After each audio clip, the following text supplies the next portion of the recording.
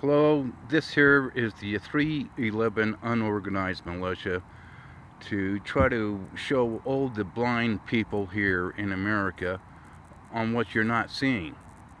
Uh, this right here is a picture of your beloved lateral dictator. He was a yogi spider in hide.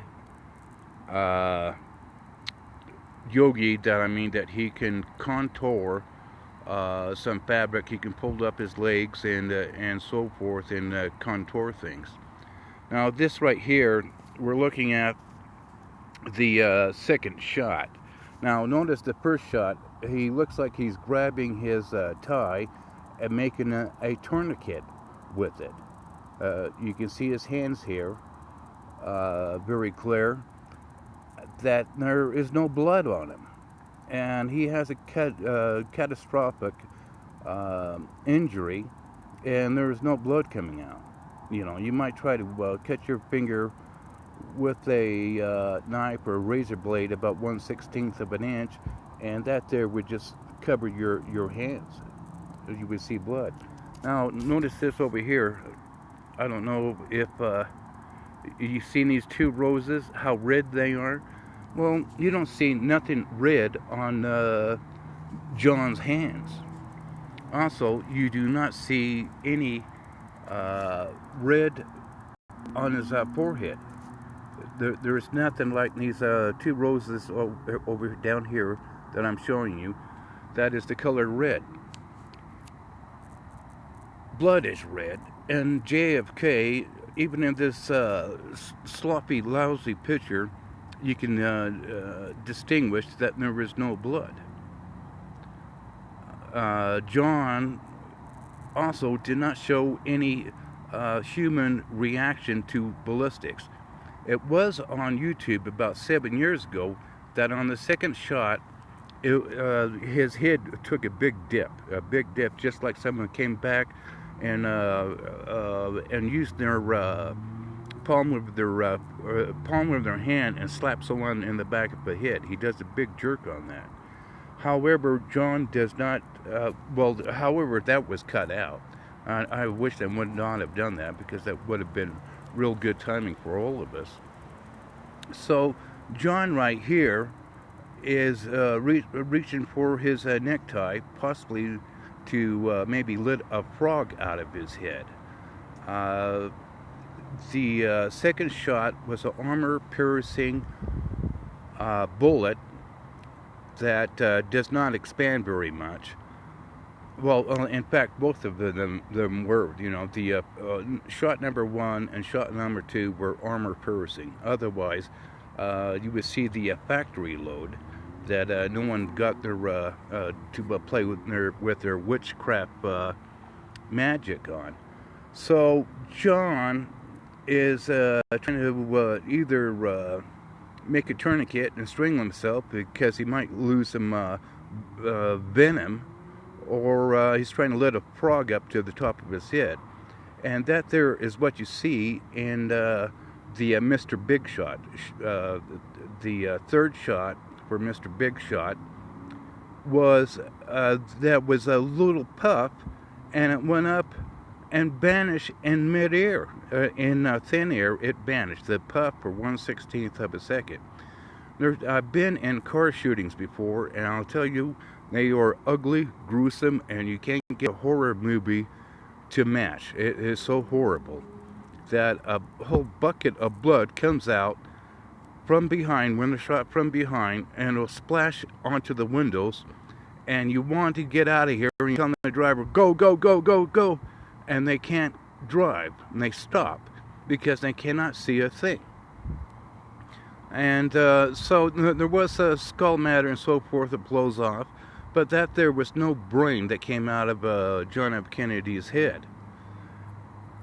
So he does not have blood.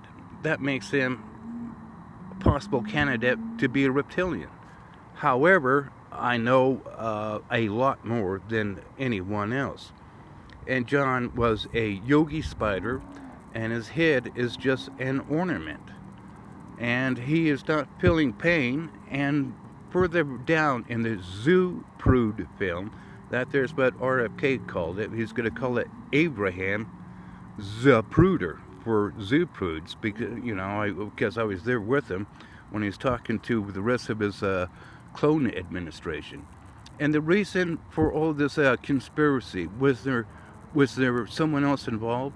I mean, this monster here had threatened, he had plotted 600 million atomic burn casualties in the first 48 hours of atomic warfare.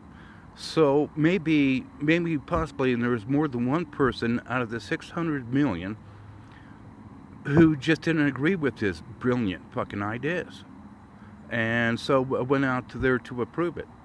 So JFK does not have any blood. He's not human.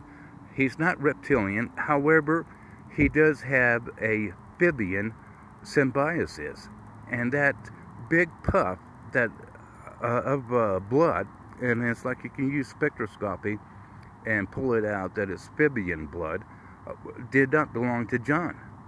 It belonged to one or two toads or salamanders or amphibians that had enslaved him. Because after the one salamander, it came out with a salamander, had a tail on it, but it sucked it up and it turned back into a frog, like a pollywog. Frogs are spawned with like pollywogs, and then they lose their tail and they begin to hop.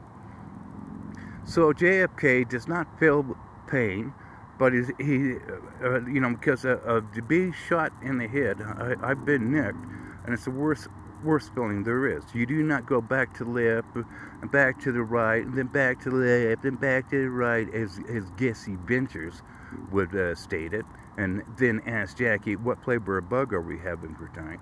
But you go straight down, kicking and screaming, pain, pain, pain, pain, pain.